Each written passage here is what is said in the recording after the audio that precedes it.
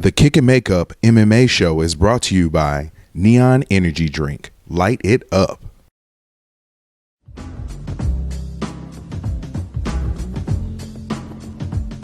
Can I kick it?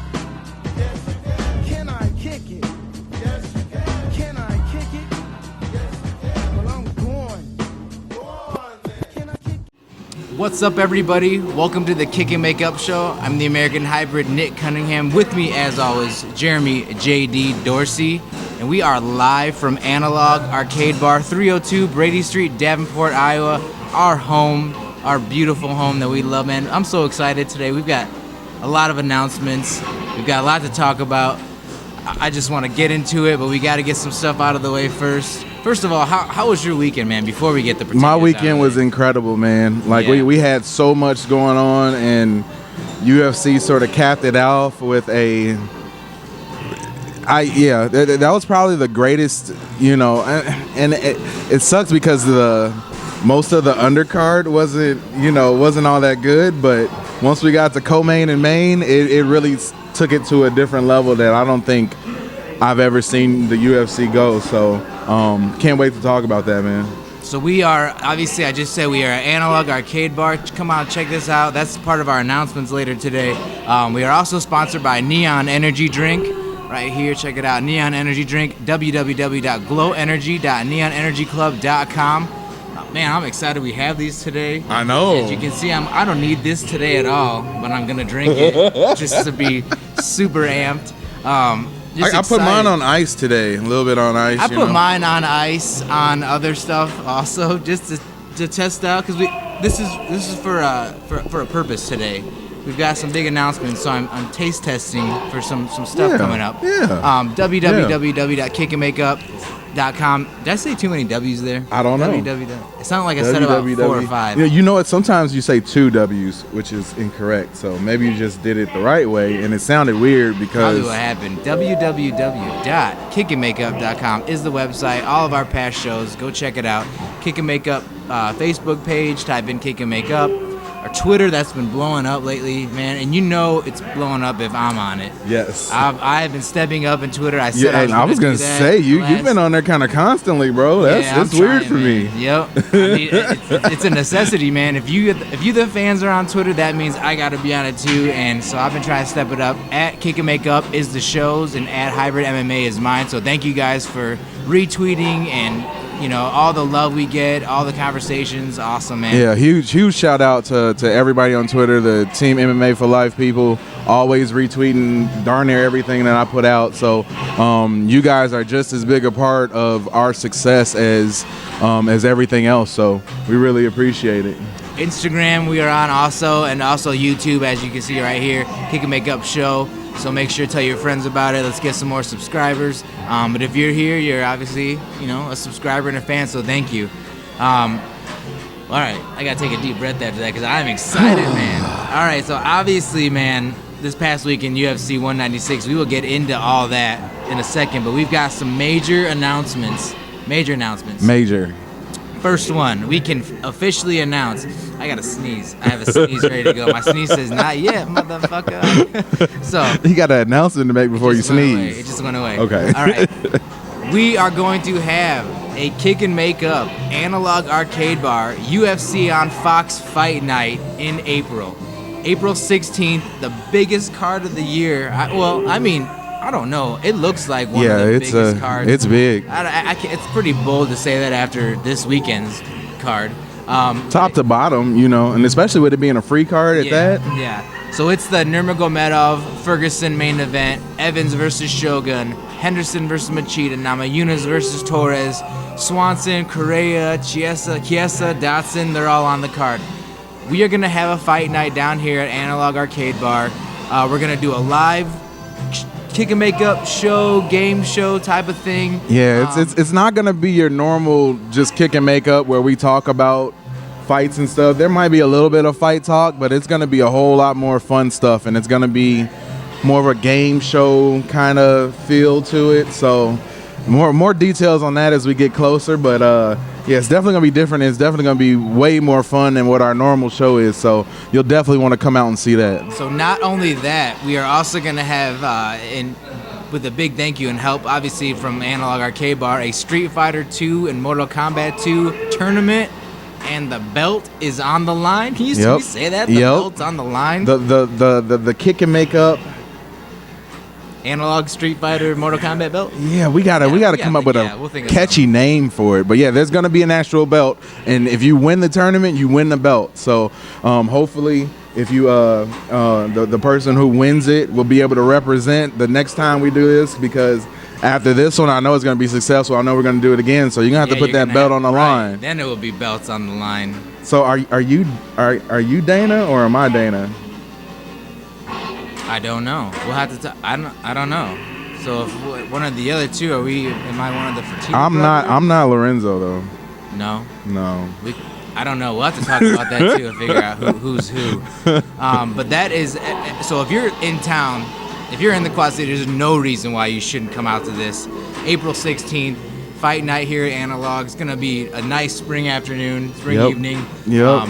Gonna have a little bit of food, fights, tournament, makeup, stuff to give away. Yep. Neon energy drink specials. Like it's. I mean, what more can you ask for? There's gonna be fights. There's gonna be video games. There's gonna be alcohol for cheap. Like that's it. And a belt on the line. It's a no-brainer. Nothing else. That's all I need. And it's free. Like, we're not charging you anything. Nope. Like, it's not like we're going to say, oh, yeah, you got to pay $5 to get in. No, it's free. Just show up. Anybody can be in the tournament, too. It's no entry fee on that either. Nope. Just come and have fun with us. We will give you guys more information to follow, but, man, I'm so excited to get that announcement. Worst come to worst, if you're hungry, just come and get a meal. Yeah, get some food. We got a little bit of food coming, too. I mean, it's gonna be nice. Yeah, I like everything. I'm excited. That's why we're so excited to kick this show off. And that is a big announcement. A couple other announcements that were announced at the UFC Unstoppable press conference. Heavyweight championship coming up. Fabricio Werdum versus Stipe Miocic, set for UFC 198 in May in Brazil.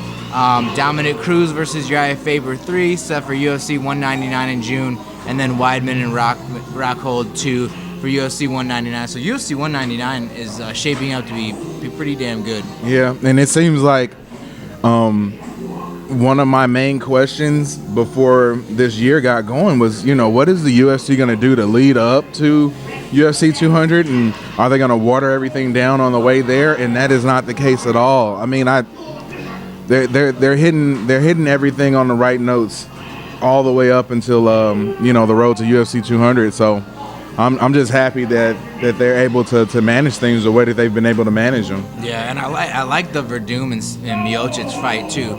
The winner of that's obviously gonna get Kane when he comes back. He's out for a couple months.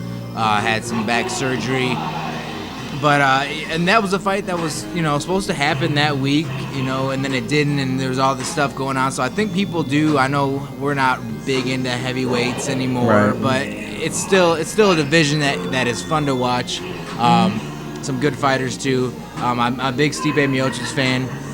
Werdum too came out of nowhere to get this belt in the championship. So excited to see who gets that. Obviously Weidman, Rockhold too.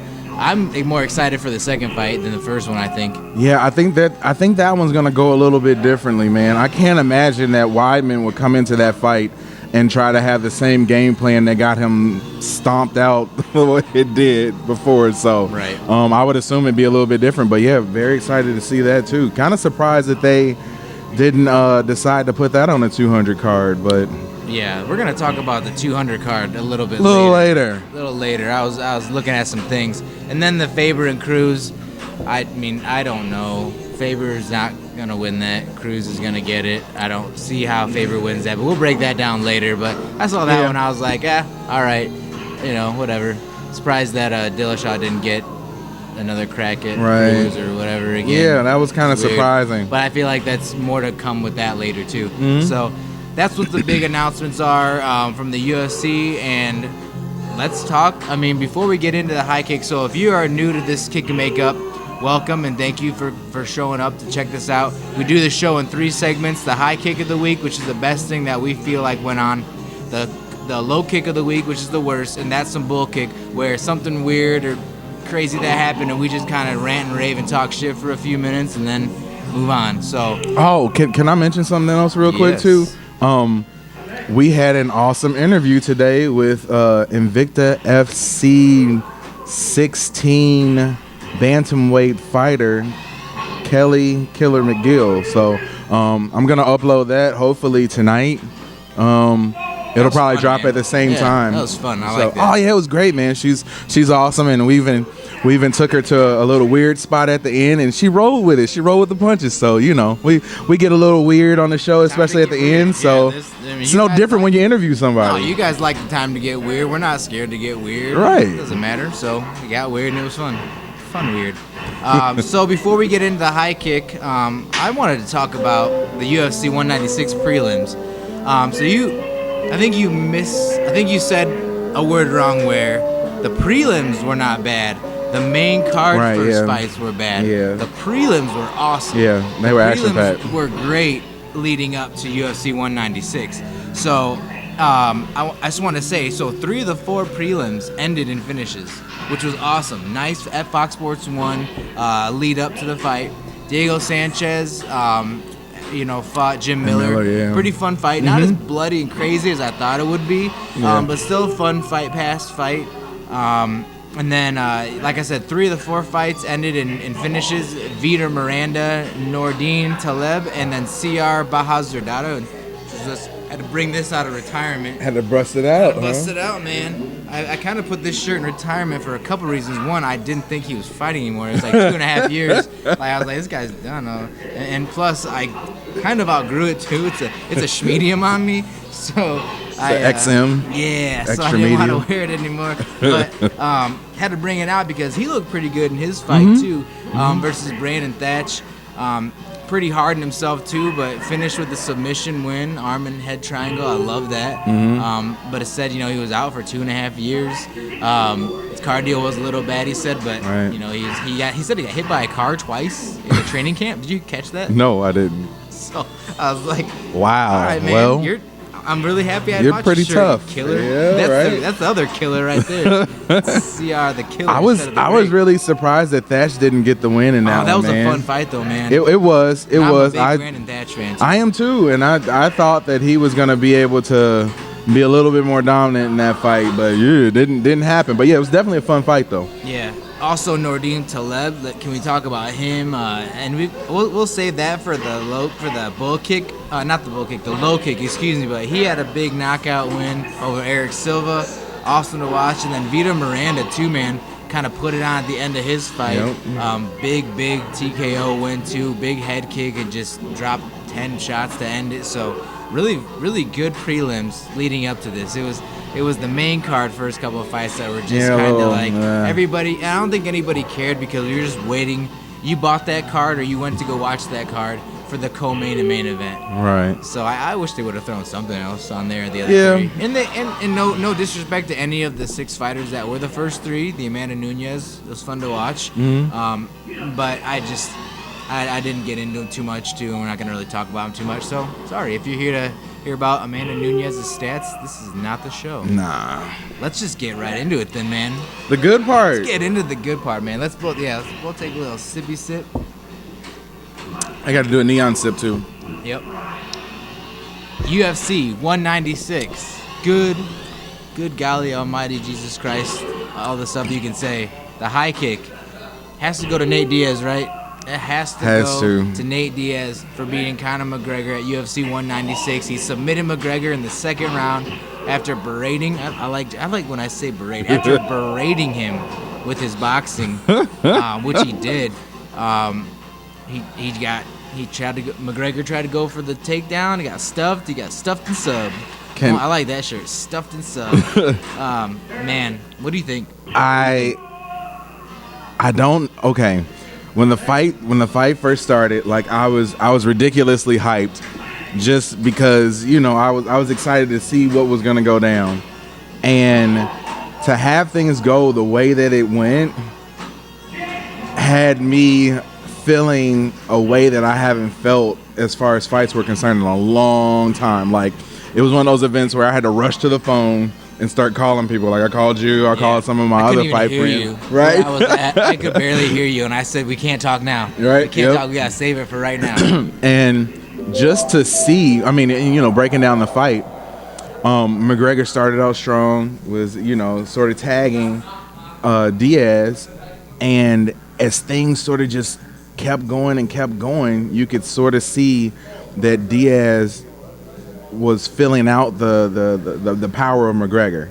And then once you got to the second round, that's when Diaz really turned it on, and he landed a few straights on McGregor, and the second or third one sort of staggered him. Yeah. And I started screaming. Oh, it was I'm a like, head turner. yep. I was like, get him, like this is it, get him.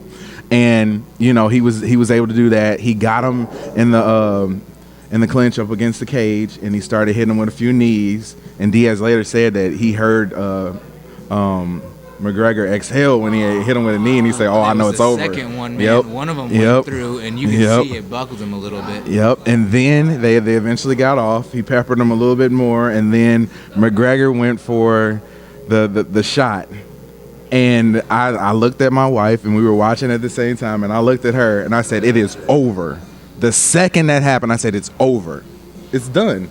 Yeah. It's done," because his stand-up got him. So you turned a guy who was a superior stand-up guy and made him feel like, oh my God, I can't handle this. I need to wrestle this guy. And you want to wrestle? I think you forgot. Why the hell else would you shoot on a guy like Nate Diaz who wanted the fight on the ground? Yep. He doesn't care though. I think we all forgot about Nate Diaz. I think so to some degree, but what I really feel like it was that he had gotten tagged, and it McGregor, we haven't really seen McGregor get hit in so long. Right. And once he got tagged, he realized he didn't like that, and you change your game plan. You panic because you're not used to staggering around. You're not used to feeling that pain, and you change your game plan up, and you start doing things that you wouldn't normally do. And it's like, you know, you were fighting outside of the Lions Den, and you just dove right in at that point. Yeah. And like I said, I looked and I said, it's over. And about 40 seconds later, it was over. Right.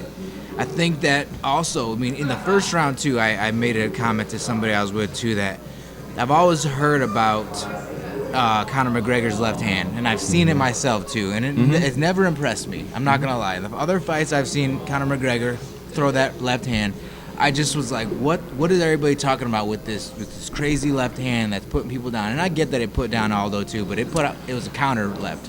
It wasn't a full-out, huge left hand. He was throwing some huge left hands in the first round and just missing Diaz. And I want to know what happens if he would have landed one of those. Yep. He also threw a capoeira kick that he was wanting to land, and he wanted that to be the shot that landed so he could get on the mic and say, all this stuff I'm doing, it's for a reason, and all this touch butt that I'm doing is for a reason. But he didn't land that. But I was impressed by how different the left hand of McGregor looked at 170 than it does at 145. Having said that, too, he did land a couple in the first round too, and it just did some damage. It did some damage, and it just I feel like that just pissed off Diaz even more. And I've joked around people too and saying, having fought, there's a few people that fight that have to get hit a little bit and have to taste their own blood to get going. And I think we saw a version of that this weekend, and not many people are used to that either, you know.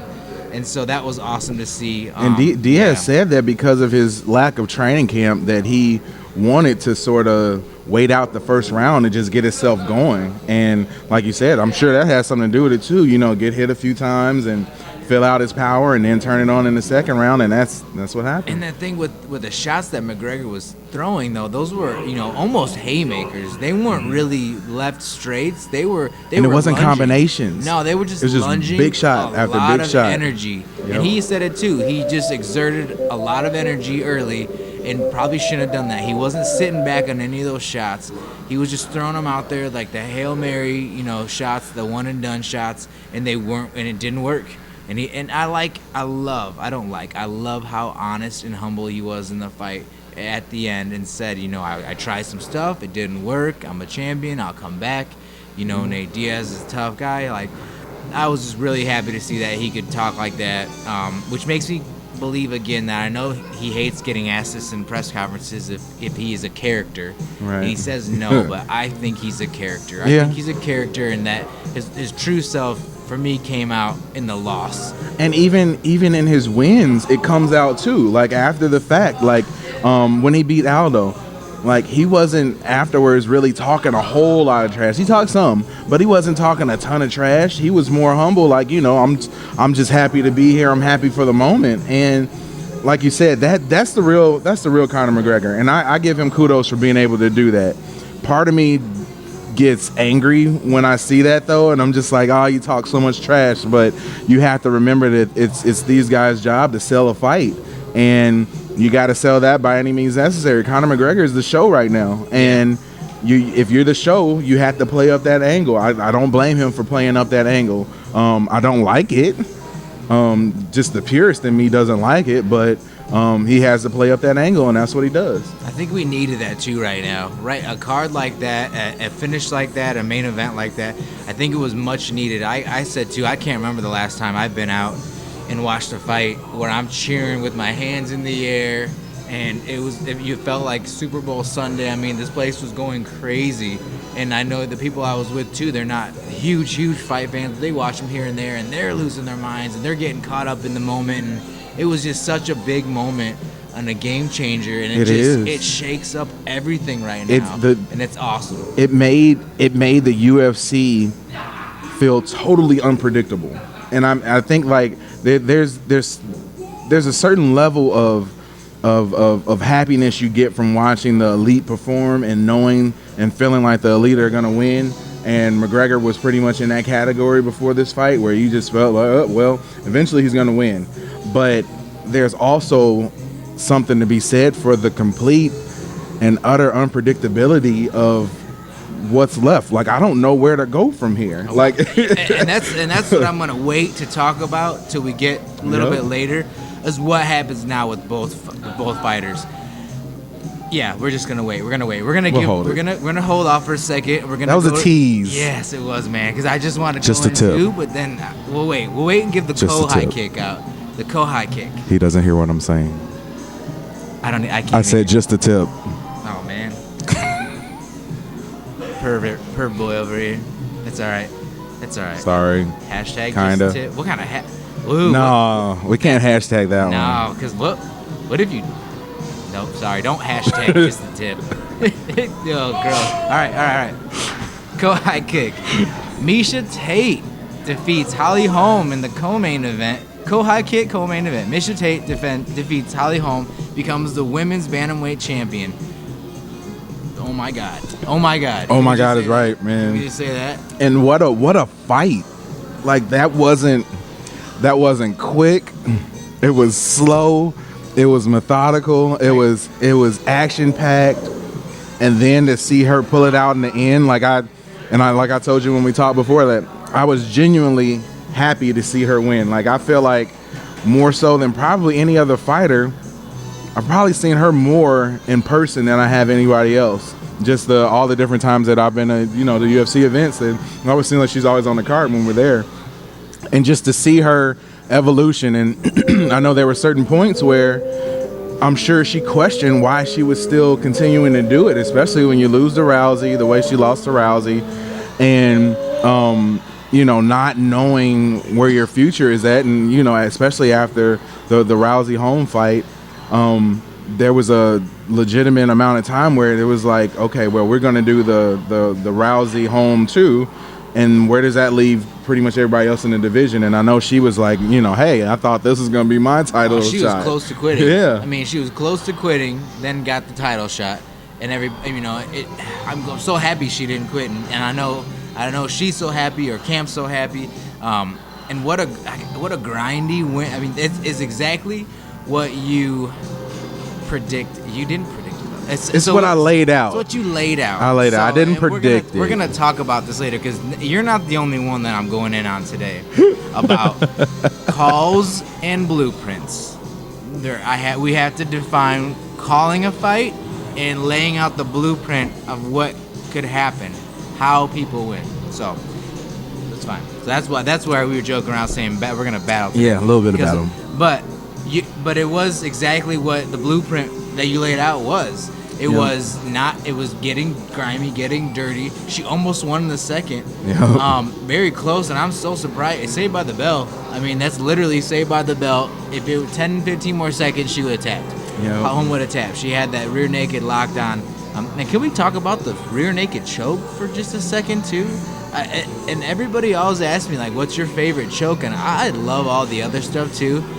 But the 101 rear naked choke, which you learn the first week or two in jiu-jitsu, it's just as devastating as anything in the sport. It's terrible. It's I love the analogies of the wet blanket. Having a wet blanket on you. Like imagine having a wet blanket on you. Imagine having a human backpack on you that's trying to choke you out, and when it's under your chin, there's no way out. Home tried to somersault out of it, and it just sunk it in deep. Like that. That was the moment for me, because I held my breath as Home tried to flip her over and toss her off, and I was like, she's gonna pop off, but she didn't. She held it in so deep, and just to see, Home shadow boxing her against no one right before she lost consciousness. I don't mean to laugh. Oh, we were laughing on it Sunday too. I was talking to somebody else too. Go out and just kind of give a like when you wake up from sleep or something, you just do where am I type of shit. Like that's scary. Yeah. That moment's scary to give the last little whatever till you go out. But yeah, I like that it was the night of the rear naked choke. It was the night of the like true real MMA. Yeah, the flashy shit's fun, all that stuff is good, but gotta go back to the textbook, to the origins of MMA. Just good stand-up fighting and some textbook jiu-jitsu. And I got a tweet. I can't remember who sent it right now, and I know you're gonna be pissed and send me a message soon or a tweet after you see this, but all he said was jiu-jitsu is a thing. I saw it. I think he said yes it is. Yeah.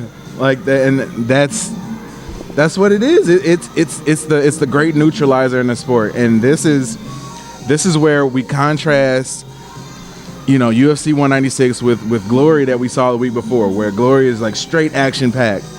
But and sometimes I forget, you can get just as much pleasure watching somebody get choked out as you can watching somebody get knocked out. So big win for Tate. I'm so happy for her, and it was a game plan that took a lot of heart on her behalf. And if anybody could gain more popularity in my book, even though they lost, is Holly Holm, man. Just to see her persevere through that too, and she wasn't gonna tap. I always give people credit for not tapping. That might, some people might say that's stupid, but shit, you get credit in my book if you're willing to go all the way like that. Yeah, and it just shows you that it's you want champions that are well-rounded. Okay, Holly Holm, that was an awesome win. We all got caught up in that win. We all wanted, most of us wanted Ronda Rousey to lose. Mm-hmm. You want the champion to get tested. You want the champion to lose to see what happens. So you get caught up in that. But she was a professional kickboxer. Ronda Rousey is a judo specialist. You want champions that are well-rounded. We saw that now, with these two fights. And Nate Diaz, that was not for a belt or anything, but we saw some superb stand-up and some superb groundwork. Yep. Miesha Tate, some superb stand-up, some superb groundwork.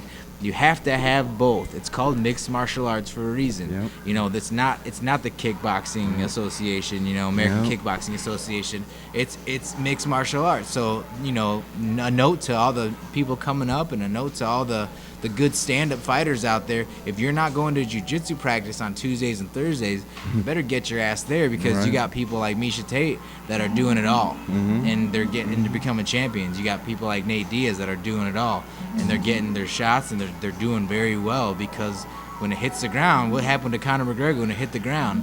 He didn't know what the hell to do. It was it. You cannot have that if you're champion. You can't have the champion being champion in 50% of the sport, and then when it hits the ground, he's got nothing. And I feel like that's the thing that in his normal division, that his power is so overwhelming that he doesn't have to worry about getting people on the ground, or somebody getting him on the ground, because he's usually going to be able to overwhelm him with his power. But when you step up to 170, all of a sudden your power that was an 11 before becomes a 8, and most of those guys have probably been hit by a few 10s, and it becomes not as much of an issue, and you can, you're going to take damage, but you're going to be able to keep going, and that's a big difference, and all that stuff that he was talking about, and I agree with him. In theory, it would be cool to see a champion, go through each division or, keep on moving up. Initially, I was against that, but man, I think that'd be kind of cool to see, but that's not going to be able to happen. Once you step up in weight like that, it's a totally different game. And all those people who said that, or even Dana, who was saying that, Robbie Lawler and Conor McGregor was going to be the next one on tap, Lawler destroys him. Yeah, we're going to get to that. We're going to get to that. Yes, let's save that. So, tease. Yeah, another teaser. Another tease. So, awesome high kicks. Such a fun weekend. The low kick for me, and there wasn't a whole lot of low kicks with this card, but I did give the low kick to Eric Silva this week for his cheap shot in his fight against Nordine Talib. During the fight, he reached out to touch gloves, then he threw the punch. He used that to bait him in. I've never liked that. I get it, and even Joe Rogan and Mike Goldberg kind of battled on the mic too. Goldberg said, "I think that would make me mad," and then Joe Rogan was like, "Well, I think that's what he wanted to do, was make him mad and make this an emotional fight." And I'm a big Eric Silva fan too, but man, if that's the way, I get it's fighting, and there's rules though, and if that's the way you gotta win, and then I think that's just a cheap, shitty way to win. And for him, he doesn't need to do that. He wasn't losing at that point. It was pretty well even at that point, but he wanted to get the edge, and he wanted to get it in a dirty fashion. And I'm not a big fan of that. I thought I was maybe, but not really, I guess. Yeah, I wanted to. Right when we're talking right now, I wanted to be contrarian just to sort of argue it out with you, but I really can't. I don't like that either. It's sort of a unwritten rule that, if a guy reaches his hand out to touch gloves, you go to touch gloves with him. I don't really understand the idea of, I'm going to take advantage of him by doing that. That just makes me feel like you're trying to do something that is outside of the rules of sportsmanship, even though it isn't. Right. Even though you need to protect yourself at all times, which is rule number one. But I just feel like it was a cheap shot too. Definitely worthy of the low kick, man. And I like we and you talk about foot stomps and mouth covers and head grinds and all that other dirty stuff that's allowed dirty stuff. That's fun to watch, that that's dirty as hell, but it's not cheap. Right. It's dirty as hell, but it's not cheap as hell. I don't like a cheap shot, and I felt like that was a cheap shot, and it wasn't needed. And then he got his karma yep, of sure a couple did. of minutes later when Taleb caught his foot, and I've never seen somebody get punched in the forehead and get knocked out, because he was out when he went down. The last shot wasn't, and I wonder if he broke his hand, but he caught his leg. He caught Silva's leg, threw it right down the pipe, and just landed right on the forehead. Spun him around. He went face first, knocked out, and then landed another one. Then they called it. But that's what you get. And everybody said the same thing too. That's what you get, man. You try to get cheap, and then you threw a kick, you got caught, and you got knocked out. And it just, the whole thing just reeked of desperation. Like you said, even at that point in the fight, it wasn't like he needed to do that. Just keep fighting. But I don't think I've ever seen a forehead punch knockout either, and I think that's what happened. It might be a good strategy, except for the fact that you probably break your hand if you did it any other time. I'm thinking that's a bad knockout too, because I taking on the chin, behind the ear, those are common knockouts, but you got knocked out getting hit, so that means your brain gets smashed in the front. Ooh. Bouncing around. That's a bad knockout. I think I don't think I want to see a lot of forehead knockouts. Not a big. Man, is it cold in here? Because I got a little sniffles too. I'm not cold. I'm good. Dang, man, what's going on? I'm actually hot. Really?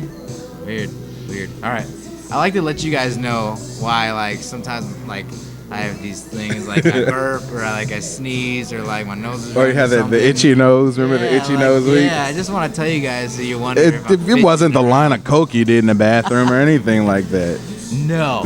No, No, we do Kick and not Makeup does endorse not that. do We drugs. do not endorse that. And I have an itch as you say that. Right, I know. It is not. My nose is itching too. I think that's if Maybe you just it's like mention nerves or something. Maybe. It's the power of suggestion. That's Yeah. what it is. All right, that's what it is. I'm thinking about something. Are you thinking about me? If you scratch your nose, is that what they say? I don't know that one. I just Ears know that ringing, the itchy maybe. hand means that you're supposed to get money, and yeah, if your ears ring, that means somebody's talking shit about Oh, you. yeah. All right. So what does the itchy nose mean? What is someone doing at that point? Do not say cocaine. So, all right. So, on to the That's Some Bull Kick, man. It's pretty simple. I typed it in. Very simple. That bull kick, the Kick and Makeup That's Some Bull Kick this week goes to all the haters hating on Conor McGregor now. And I wanted to add this on the way here. All the nut huggers of Nate Diaz also. Either way, man, like going into this fight, Conor McGregor could have won.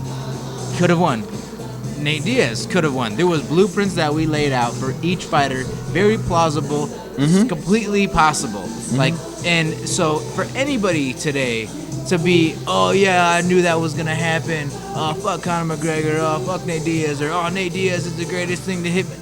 Shut up. Like I'm telling you, shut up. Like stop. Just Conor McGregor is still one of the greatest fighters right now. Yeah. Nate Diaz has been a good fighter, has been a great fighter coming up. So him winning isn't a huge shock either. But I just can't stand the people that instantly go on there and they start hating on either one. They start praising either one too much. And I think that's the reason that happens so much is social media nowadays, and it gives everybody's moment of reaction to everything, and that kind of taints people a little bit. I know that I follow close to 400 people on Twitter, and I would say of those 400 people I follow, I might have had 2 people who called Diaz before the fight. Yeah. And I know there were a whole lot more afterwards that were sort of talking like they kind of had. The only reason that I could kind of say that I called it a little bit is the videos that we laid out, but that wasn't even really real, so it doesn't really count. You see that look Those of were blueprints, look man. of despair in his eyes, but Because we both had home winning. Yep, We we both did. had McGregor winning. We did. We just laid out the blueprints. See, that people don't understand. That's what we're gonna do now. We're just gonna lay out the blueprint for everybody, and then we'll never be wrong. I liked it actually because, and even a few people are asking me because I laid it out, so I had Diaz in home, or no, I had Diaz and Tate. No, Diaz and home. Diaz Diaz and and home, home. So, and people thought too, like, do you you have Diaz winning this? And I said, no, actually, I just laid out how he would win, But I had personally, I thought McGregor was going to win it, and I went off of the history of what's going on right now, but I even said too, and we were talking too, Conor McGregor probably wins this, or Nate Diaz subs him. Yep. Like, it was in the same sentence, and I was like, that's a huge. If this hits the ground, Nate Diaz is going to sub him, and so we did call that, and a lot of people did call that, but it was a stretch because we also said, how the hell is it getting to the ground? Right. Well, nobody's gonna shoot on either, but and then Conor shot it, and we're like, oh shit. Like, but nobody planned on Conor shooting at all, and Nate Diaz didn't take him down either. No. So I like the fact that I like that too, man, laying out the blueprints like that. But I just thought everybody needs to pump their brakes a little bit because everybody's Conor McGregor's still great.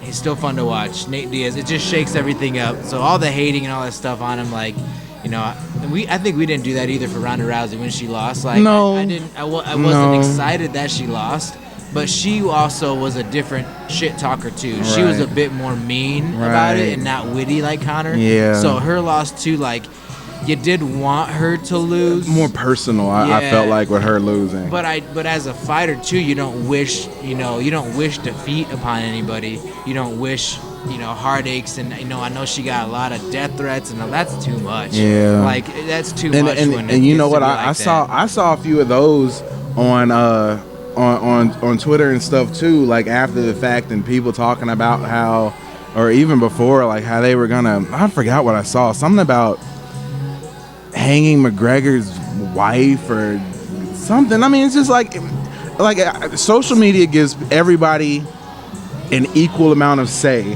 and that's not a good thing all the time. Keyboard warriors, man. Yeah. Keyboard warriors. And I mean, and Can't stand 'em. people say things just for shock value and stuff too, and I understand that, but I think you have to have a little bit of levity. I try my best, and I don't know if I have a 100% record of this, but I try my best to try to keep things as fight oriented as possible. And just talk about the fight. I think some of my personal stuff does bleed over at times, but I'm not gonna go over the top and start doing crazy stuff like that. We all have our opinions too. I mean, honestly, every person that has a format like this, you're a fight fan first. That's why you have a show. That's why you are a writer. That's why you are an analyst, because you're a fight fan first. And it's hard to juggle that sometimes, and not, and even when we post and tweet, we can't really post and tweet exactly how we feel sometimes too. You gotta check it. So people should hear our conversations. Yeah, I think everybody should pretend they're an MMA journalist sometimes when they're tweeting. Yeah. Before they just write whatever the hell comes out after 19 tequilas. Maybe not the best thing to put and out. I heard, I'm stealing this from a sports radio talk show. These two phrases that I heard, but they talk about having a Twitter condom, which is that's great. People need to have those, and also telling they had the hashtag a holster your tweeter.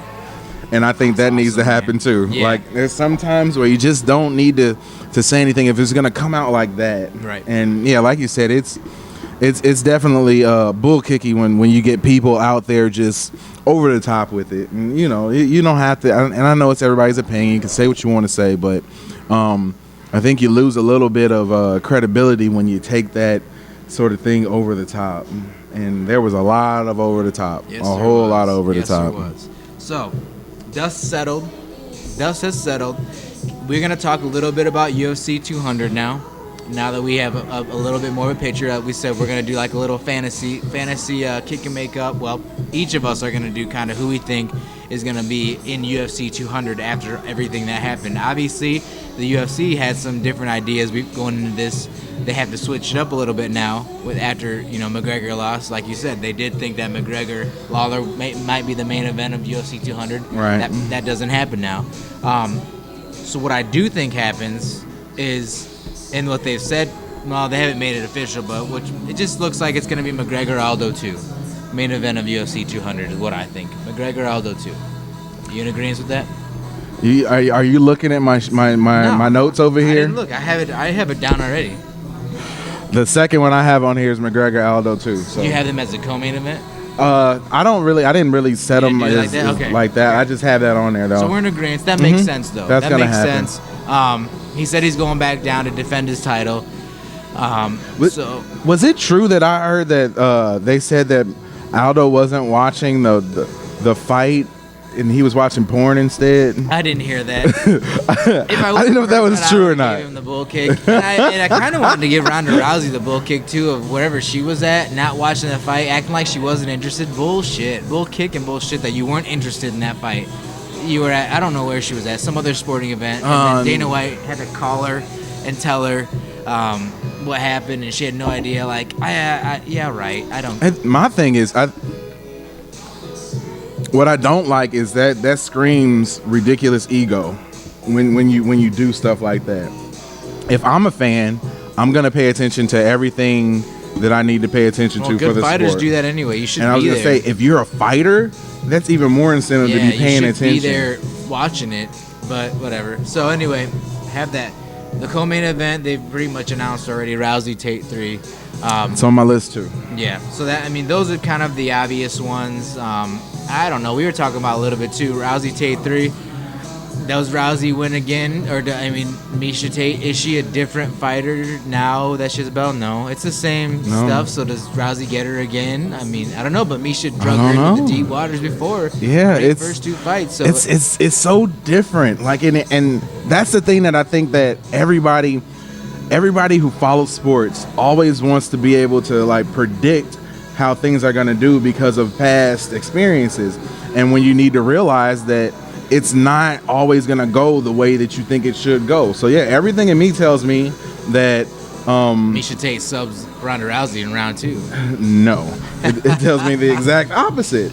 Just like what happened before, she might get it around 3, but eventually, you know, Ronda's gonna judo toss her and get her on the ground, and the fight's gonna be over. But you know, I think there may have been some irreparable, love that word, irreparable damage Nice. to Rousey from her loss to home, man. I think she's a different person at this point. I don't know if it's for the better either. Right. So, I figure at UFC 100 they had like 3 title fights, I think. So I think they're gonna do the same thing UFC 200. I think the title fight is gonna be GSP versus Robbie Lawler. I think that's the fight they're gonna do at UFC 200. GSP's been poking his head around again here and there. And just magically showed up. Just showed up to this one. So, you know. Out the blue. Yeah, and like I said before, he left. You know, he lost the title, very controversially lost the title. He left because of mental duress and things like that. He wasn't hurt. So he comes back, and I feel like he comes back, gets an instant title shot. It's GSP. And that's another thing we're going to talk about later, something about GSP too that we talked about earlier, but I think it's GSP Lawler. They're saying maybe Diaz and Lawler. I don't think that's the fight. I don't think like Nate gets a title shot like from this. I think you can sell that by what happened and sort of continue to cash in on Diaz's wave right now. But if that makes sense for me, like if you do, and that makes sense now though, not in July. Yeah, you're right. I think, what did I have? I had Lawler versus Thompson. And I can tell you why that won't happen. Okay, why? Because Thompson fights in June. Oh yeah, I forgot. Thompson fights. They just signed it too. Rory, isn't it? Yeah, Rory and Thompson's in June. So that's why. And I went and I honestly did a little research of who fights when. Right. And so that doesn't you gotta look happen. at the timetable. Yep. So that doesn't happen. So, how about? Well, what I had for mine is I had Lawler versus Thompson, but I had a fantasy matchup that I think has been in the works / delayed for ages, but Silva versus GSP, and to me it would be the perfect time to do something like that because it's a ridiculous sort of fight. You give Silva, who's kind of might be a little bit on a down tick right now. Yeah. You give him an opportunity to have a huge fight, and then you sort of bring GSP back into the fold, fighting somebody who might not be what they were before, but those two names. And like, if you told me this a year ago, if you said this to me a year ago, I would be like, that's bullshit. I don't even want to see it. But now I want to see it. where do they fight at then? I don't know. I don't know. Would they meet at 80? Who goes up? Who goes down? Yeah, I think you kind of split the difference. Neither one of them has ever fought outside their division. Right. So that's why I didn't have that one, because that's the one that we've all wanted to see forever. Yeah. So I didn't have that one, but if there were ever a time to do that one, UFC 200 would be that. Yep. I did have Condit and Woodley too on UFC 200. That would work. That would work. Because I figured that if you had GSP and Lawler, then Condit and Woodley would be a #1 contender fight. And that fight needs to just happen anyway because Condit got injured in that fight. So it was a great fight. They're both up there too right now. So that could be a #1 contender fight. And then I also finished with CM Punk and Mickey Gall. Do they fight at UFC 200 for money? If you're gonna cash in your CM Punk card, that might be the time to do it. Are they the first fight on the night? Because I thought TJ Dillashaw should be on that card, but he won't be either because why was TJ not on that? Maybe he's fighting something with his division. Somebody's fighting in June too. Okay. So the #1 contenders, or Cruz and Faber, they're the #1 contenders, and they're fighting in June. Right. So they're not going to turn around and fight again in July. That's why. So I thought you're going to have somebody. I did think, here's my X factor. We're going to talk about Invicta 16, where Alexa Grasso was injured. I think they're gonna announce her coming into the UFC, and she's gonna be on UFC 200 for some reason. She's gotten hurt the last like 2 fights. The UFC is looking at her. She's been at events for the UFC. She keeps getting hurt. I don't think she's purposely getting hurt. I think she's legitimately getting hurt. But I think the UFC is going to capitalize on that. And she might be on the UFC 200 card somewhere at strawweight coming in. I don't think she's going to get a champion, like a title shot coming in. Right. But I don't. Yeah, we've seen weird stuff. But she's a like #1 pick for the UFC right now to get. Right. And she's dangerous walking into that division. So isn't Namajunas fighting soon? Namajunas is fighting the 16th. Okay. So that's why I said she's fighting Miesha Torres, the champion of strawweights, Johanna champion, Johanna Jędrzejczyk. That's why I call her champion. Johanna champion. But they're fighting the night before at the tough finale. Right. So they're not going to be on the main card. So the timing's weird to take out some people that you thought would be on it, but won't be because they're stacking June, right? Which is awesome. Yeah. But I just saw the CM Punk people, as much as they don't want to watch it, you're gonna watch it. You want to see what happens in like a car accident, right? And like you told me that the UFC is interested in storylines, and if you're only gonna get one fight out of him, it makes no sense to burn that on some random card. You might as well throw him and make him a Fight Pass main event, or something. And if at a certain point you want to cash that card in, that'll probably be the best time to do it. You get a few more guys, WWE fans coming in to check it out. Yeah, I mean, and it's a business too, like we said. So these are some of these fights too. Does CM Punk, Mickey Gall should they be on UFC 200 first fight of the night kicking off? No. Will that bring in a ton of people, the WWE fans? Like, yes, it will. Right. And so that's why you can't get it. So another question we talked about earlier. I thought GSP and Lawler would be a bigger draw than who you thought Diaz Lawler would be. So do you still think that Diaz Lawler would be a bigger draw at UFC 200 than GSP Lawler? No. You changed your mind in 2 days? days? I mean, no, I changed my mind. Yeah, I think that. Oh man. I think that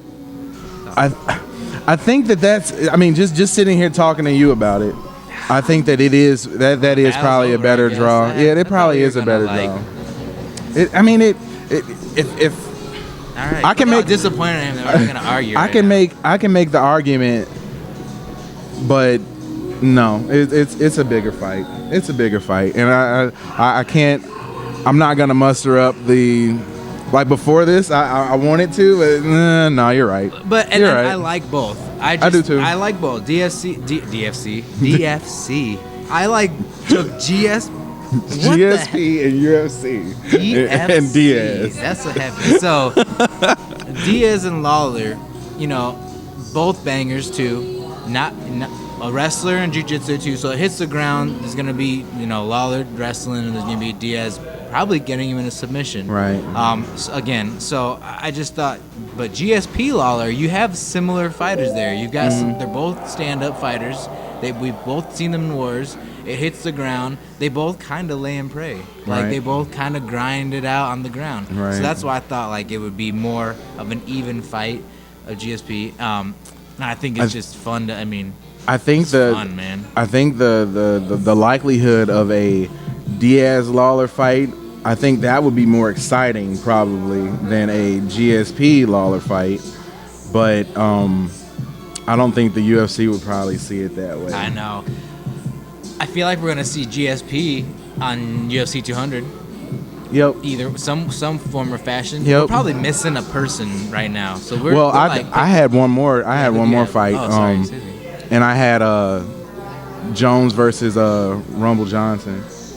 That's close, man. Yeah, it's cutting it a little close. That's the only reason I didn't have Cormier and Jones, because their figh's in May. Right. And I thought 2 months would be too much of a. You'd have to go literally into the next camp. Into camp. It's a camp. You just go back-to-back camps, which they would do. Right. That would be awesome, man. Yeah. I think I that would would be like a fun fight to watch. And like it was, you really have to give everybody at the UFC credit for their ability to sort of set things up the way they have. And it's really hard. It would have been really easy for them to probably justify holding back a whole lot, but they haven't done that at all. And It's been a great year, man. Mhm. It really has. And I know we talked about it before. We've talked about it before, but they really, really rebounded off of a terrible year, and just a lot in the year before that too. With I'm so happy in the last 6 months that we haven't said the word Reebok, Right.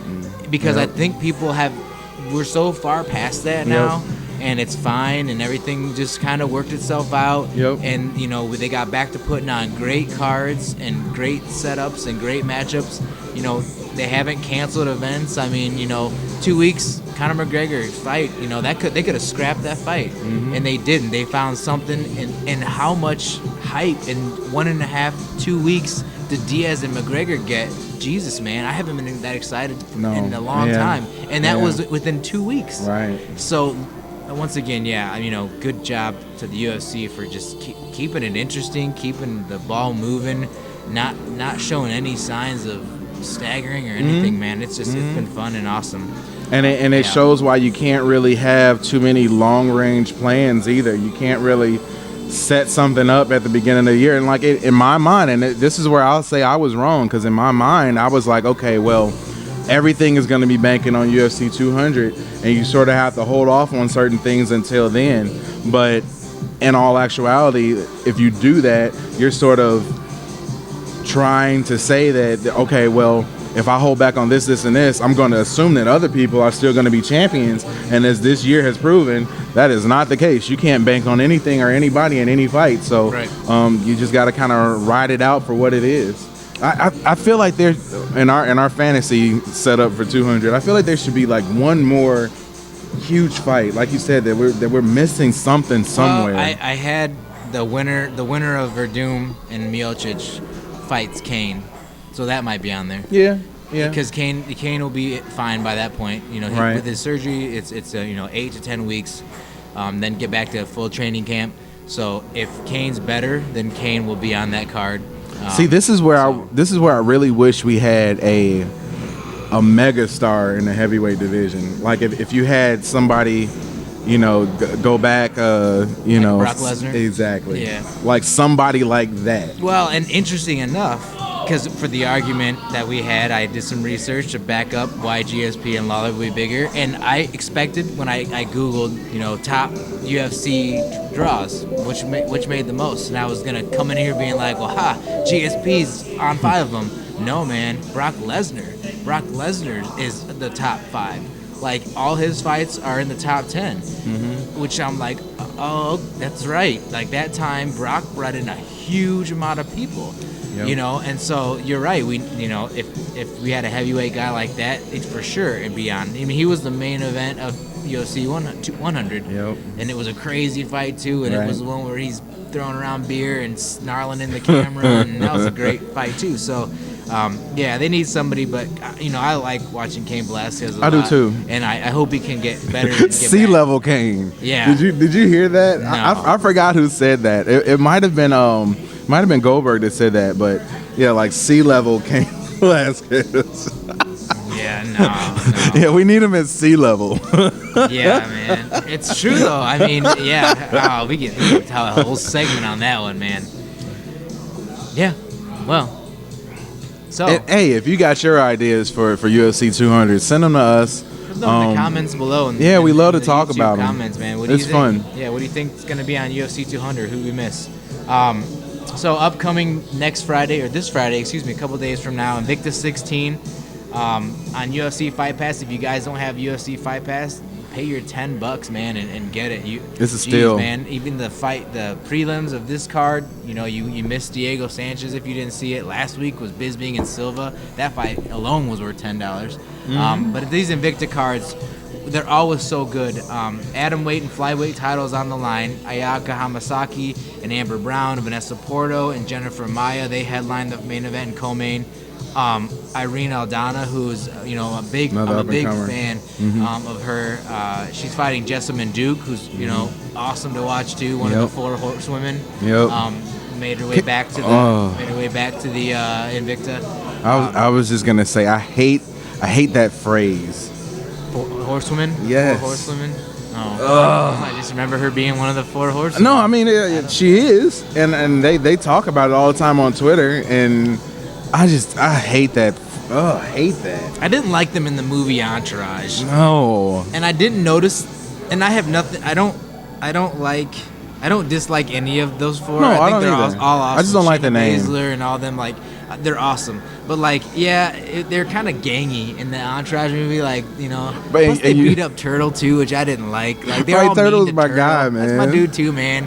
They're all beating up, bullying Turtle. I didn't like. And that. I feel like that part of the movie, and look, we're already talking movies, but I feel like that part of the movie was legit how they would be. Yeah. Like if they weren't famous and could get away with doing some of that, that's exactly what they would be. Yep. And I mean, I guess I shouldn't be mad But because that's how they want. It's That's just like what their image is. it's like meatball guys almost, that's just what they do. And It's Scrap Pack, man. Yeah. They're the version, the women version of Scrap Pack. yeah, and no shade against them at all. No, I love all of them. I just don't like the name. It always sounds weird to 4 me. horsewomen. Yeah. I don't know. It's their thing though. But they anyway. probably think kick and make up sounds weird. Actually, I don't think Kick and Make Up sounds weird. The other day, too, Sounds I was awesome. thinking again, I really like the name Kick and Make Up, and we're just tooting our own horn here now, but I just thought, man, happy we came up with a good name. Yep. Kick and Make Up. I just like that. So All credit to you, sir. yeah, thank you. It's fun name. So, anyway, more on the Invicta 16 card. Former strawweight champion Erica Fabricio. I'm sorry, just trashed that. But awesome to watch. It was crazy to see her beat Michelle Watterson when she did that. Angela Hill stepped in for Alexa Grasso. Yep. Andrew I like Lee's- Angela Hill, too. Yeah, she's fun to watch too, man.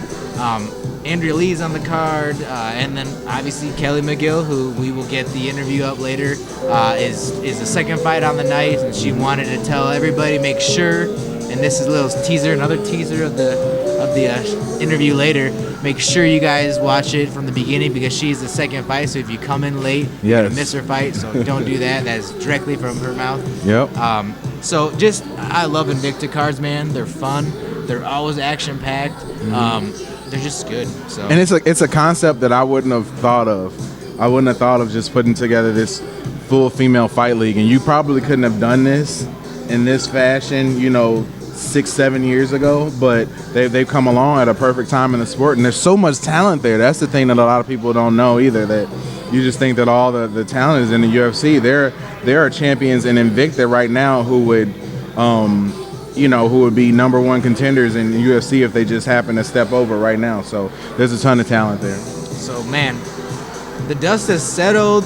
Fights coming up. I know in a couple weeks it's isn't it Frank Mir and Mark Hunt coming up too. And then we've got some. That does nothing for me. I just am making announcements, okay? Okay, I'm sorry. I'm just saying stuff coming up. I didn't say I'm having you over and having a big party for it. I just said it's coming You up. could.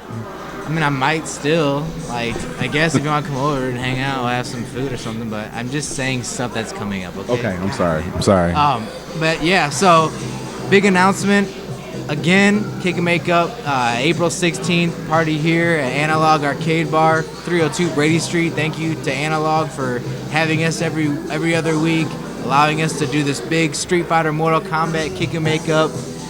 Winner takes home the belt, food and fight night. Am I missing Like anything? everything, Right. no. What else do we need, man? No.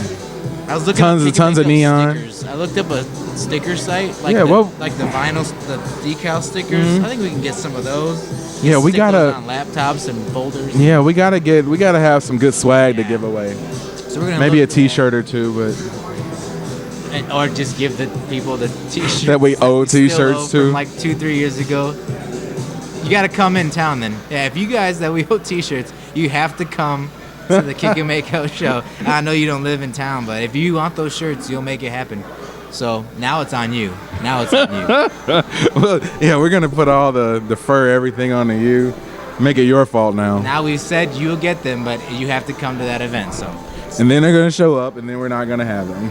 shoot. That's all right. Nah. www.kickandmakeup is the website. Go there, check out all of our archive shows.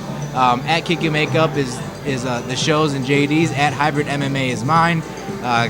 Subscribe to this YouTube channel if you haven't already. Tell your friends. Hit the like button too, man. We like likes. It helps us to be higher in searches and everything too. So make sure you hit those likes. Drink is our sponsor. www.glowenergy.neonenergyclub.com is the website to check it out. And that's about it, man. We didn't get weird. We didn't get weird today. We had a lot to talk about. I feel like I have to get weird. I don't even know how to get weird right now though. Yeah, I think there was enough that happened this week that was weird. Yeah. That we can make up for it. So we get like uncomfortably weird next show. Okay. Like so this is a fair warning that next show we might lose a couple subscribers because we're gonna pick some topics that probably make you just move around in your seat. Make you feel a little bit uncomfortable. But can we give it like the not suitable for work tag too? Yes. Because it's so weird. Yes. All right. Okay. I don't know what that's gonna be, but It's gonna be weird. it'll be weird. www.kickandmakeup, American Hybrid Nick Cunningham, Jeremy J.D. Dorsey. Remember, don't solve it in the streets. Take it to the cage and kick and make up. And today I just want to... How do you give the rear naked choke To the mic. to the mic? It depends on where the neck is, right? Like this, right? Yep. Or just rear Yep. naked choke the mic. Yep. That was rear naked choke day. See, that was weird. We got a little weird at the end. Yeah, we got it in.